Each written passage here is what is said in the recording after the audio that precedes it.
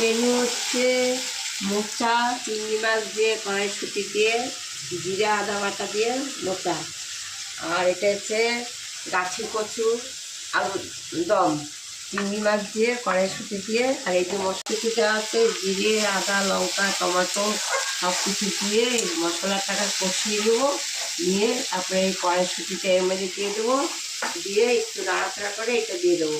এটা দিয়ে গাঠিটা দিয়ে একটু নাড়াচাড়া করে সামান্য একটু মিষ্টি দিয়ে নামিয়ে দেবো। গরম মশলা আর একটু আপনার ঘি দিয়ে নামিয়ে দেবো। খুব টেস্টি হয় খেতে, আপনারাও বানিয়ে খেয়ে দেখুন। আর এই গাঠিটা কিন্তু আমাদের জমি, আমাদের বিরাটিতে জায়গা আছে, ওখান থেকে তুলে নিয়ে এসেছি।